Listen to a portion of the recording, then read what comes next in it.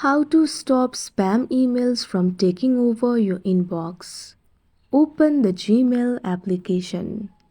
You can see over here Gmail has been opened. If you're getting a lot of spam emails and it is taking over your inbox, what you have to do is simply report those spams. You can simply tap on the spam email. Once you do that, tap on the three dots that you can see at top right corner of your screen. After that, tap on the option Report Spam. Once you do that, you can see over here that particular mail will be sent to the spam folder. That means now it will not take over the inbox folder. When you report the spam, Gmail will try to move this kind of emails directly to the spam next time you receive it. Likewise, you can also block the sender. For that, tap on that particular email.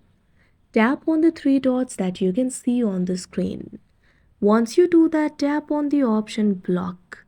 After you do that, you can see over here you block the sender. That means now you'll not receive the spam emails from this particular sender.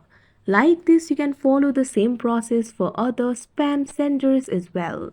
After you do that, these spam emails will not take over your inbox. Like this, you can stop spam emails from taking over your inbox folder. That's it for this video. Thank you for watching.